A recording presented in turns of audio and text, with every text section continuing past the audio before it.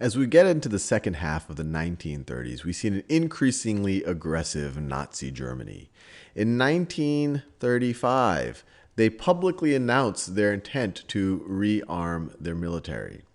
The reason why this is significant is not that they were all of a sudden building their military. They, in fact, were doing this as soon as they had taken power in 1933. But now they felt confident enough to publicly state their intention, which is another way of publicly stating that they could care less about the Treaty of Versailles, which had said that Germany was limited to a 100,000 soldier military. Then we get into 1936. 1936, you might remember, another term of the Treaty of Versailles was that Germany was not allowed to occupy the Rhineland, this area in yellow right over here.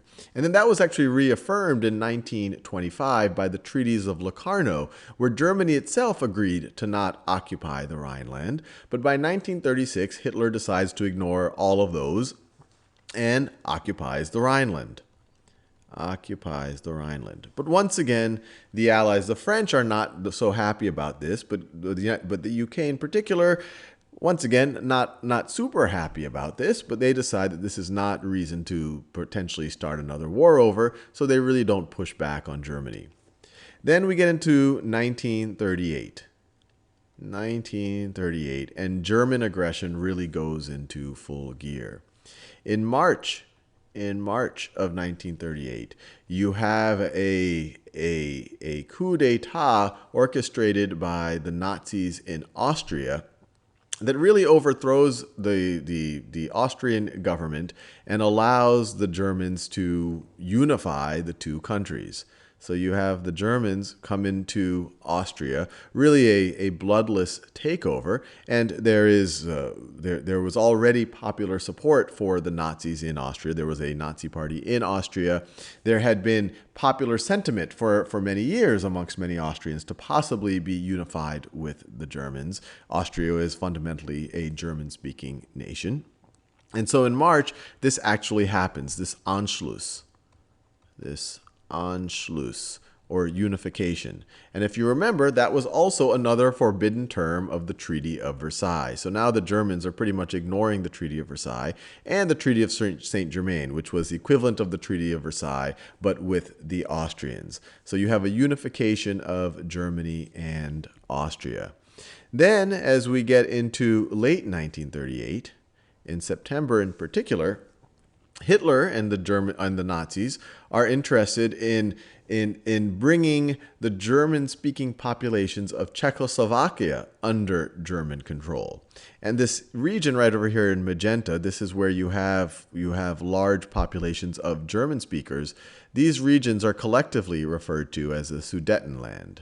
Sudetenland. And really just continuing the policy of not wanting to rock the boat with Germany, you have France, Great Britain, and Italy agreeing, and Italy was an ally of the Germans, but France and Great Britain in particular are not interested in rocking the boat with the Germans. And so in September of 1938, they signed the Munich Agreement. The Munich Agreement, which did not actually where they actually did not consult the Czechoslovakian government, where they allowed Germany to take over this region right over here, the Sudetenland. And that, frankly, with the Germans taking over the significant part of the population of Czechoslovakia, a significant part of the industrial capacity of Czechoslovakia, this eventually leads to early 1939,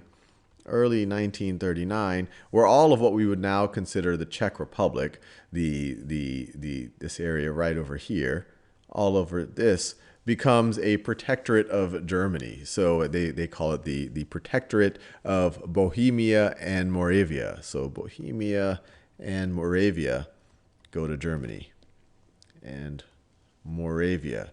And so this is 1939. So as we get into early 1939, you see this repeated pattern over the last 4 years. Nazi Germany ignoring the Treaty of Versailles by rearming, by occupying the Rhineland, by unifying with Austria. Now they're expanding their territory. They are actively allowed to take over the German-speaking areas of Czechoslovakia under the Munich Agreement, and eventually they are able to take over Bohemia and Moravia, all of kind of what we would currently call the Czech Republic. And this general pattern of German aggression followed by the other powers in Europe essentially allowing it to happen, in particular Great Britain allowing it to happen, has been referred to as a policy of appeasement. Obviously, the word appeasement means if there's someone who's angry about something and you just don't want to make them any angrier, you just let them do whatever they want. This is essentially what was happening over here. And in hindsight, it might be easy to say, hey, look, they were allowing Germany to take over more and more, to become more and more aggressive, which made it more and more confident, and this would eventually lead to World War II. But at the time, you do have to remember, everyone still had a very strong memory of what had happened in World War I, and no one was interested in starting another pan-Europe war. And so even in hindsight, it's easy to say that the British, in particular Neville Chamberlain, who was the prime minister from 1937 on, were weak and allowed Hitler to gain confidence, which eventually led to the Nazi invasion of Poland in the fall of 1939. But it's easy to say that in hindsight. But what we see as we get into 1939 is a aggressive Germany, a Germany that's not being checked by the other powers of Europe. And this is what eventually leads to September of 1939, where actually the Germans and the Soviets agree to partition Poland into their own spheres of influences, which allows Germany to invade Poland in early September 1939, which is, you could kind of say, the straw that broke the camel's back, and is the beginning of Poland invasion of Poland, which is the beginning of World War II.